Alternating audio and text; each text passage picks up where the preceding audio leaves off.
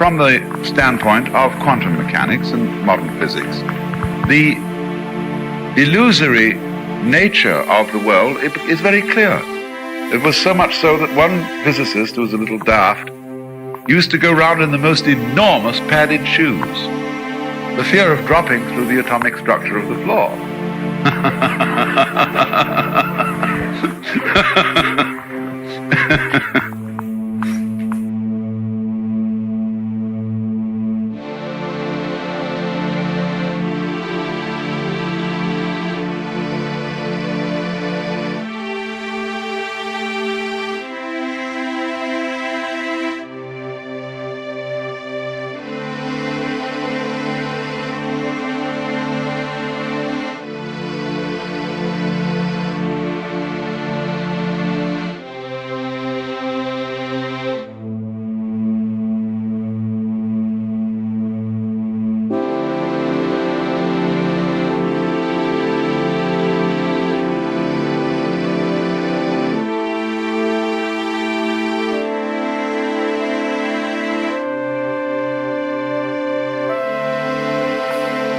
So one gets this extraordinary sense then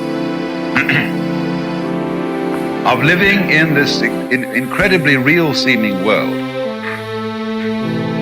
which, the more you analyze it, consists mostly of space.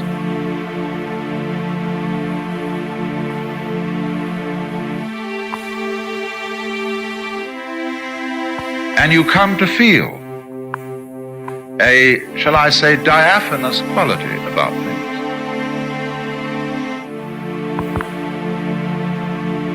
That a mountain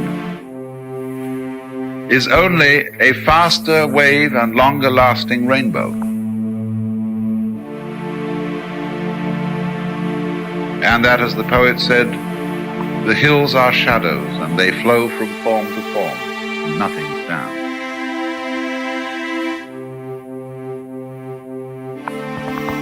And if you will experience this kind of creepy feeling you get when you think that this is just, that you and everything about you is just a whoosh, here and gone,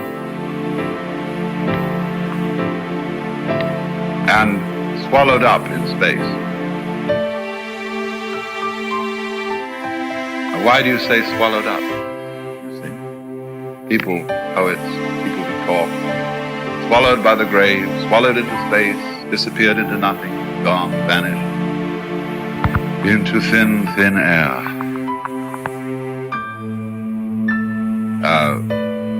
Why is there an objection to this? Well, one's been taught to object, because you've been taught to identify with the solid side of the picture and to disidentify with the empty side of the picture. That you've been hoaxed and fooled. Because you, when you die, are not, as it were, gulped up by thin air. You're just as much the thin air as anything else.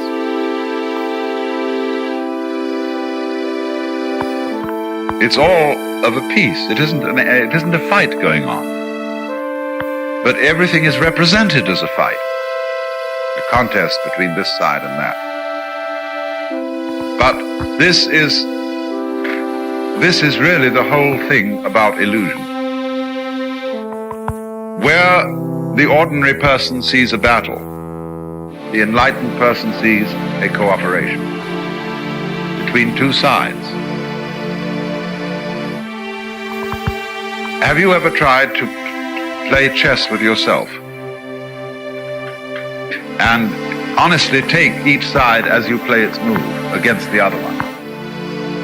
Or to get two, those swords they have in bars, they stick into olives in martinis.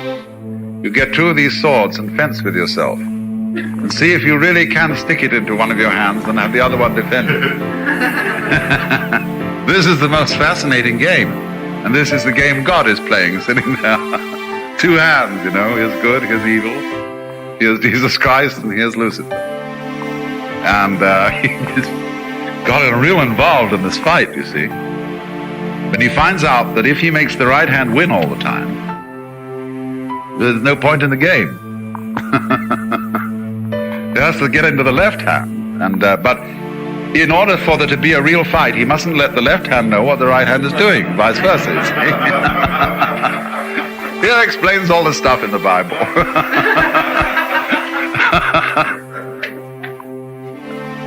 But really, you see, underneath, the two hands, they join back here like a kind of a horseshoe, or like the snake Ouroboros, which is always after his own tail.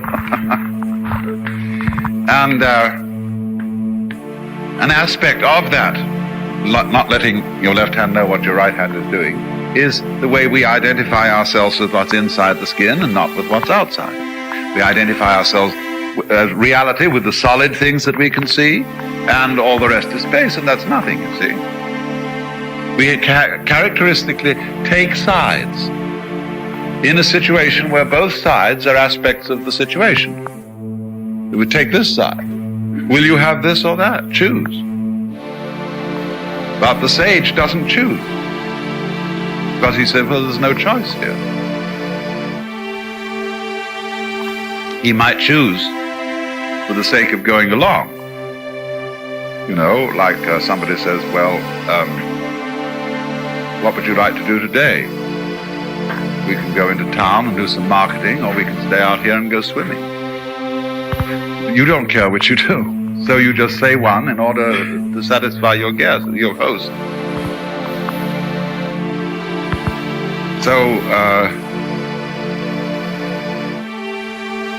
then behind the explicit battle, there is the implicit agreement. Tweedledum and Tweedledee agreed to have a battle. We agree to differ if we want to have a sane social order.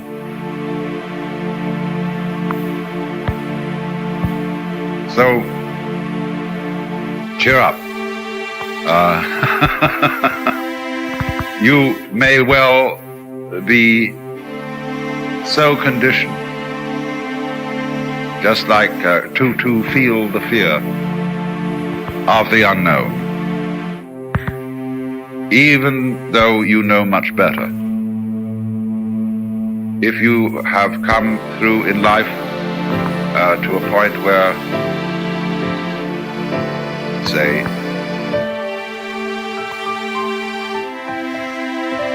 you have bad teeth through aging, or hardening eyeballs, when you get awakened and you get satori or anything, it won't make any difference to your teeth or your eyeballs.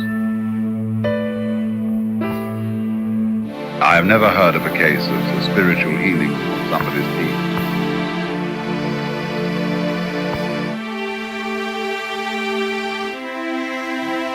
So in rather a similar way, there will be certain emotional habits that you have that will be practically unchangeable.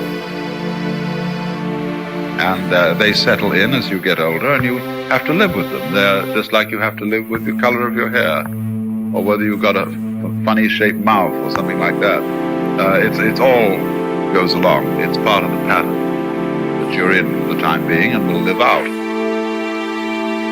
A lot of people go around judging other people and say, well, they think they've had some wonderful experience, but they are still sick in some way, as if that was reprehensible. Or they still lose their tempers a bit. One expects all these things to change emotional habits, poof, like that. One must get rid of that kind of the beaver Protestantism.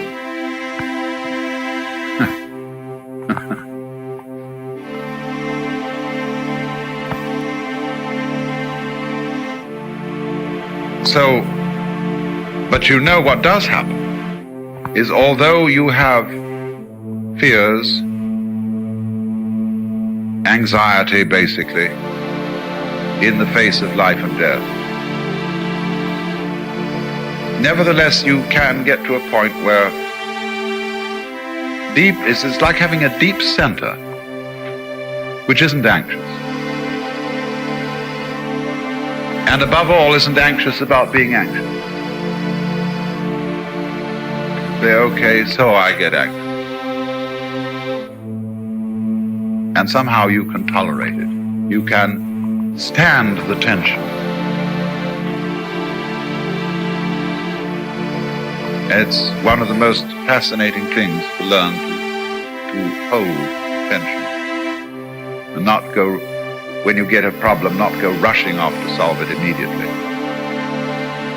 Because most problems, when solved in a rush, are solved in the wrong way, especially emotional problems between people. You have to stand, for example, not being liked. It's a terribly difficult thing for Americans.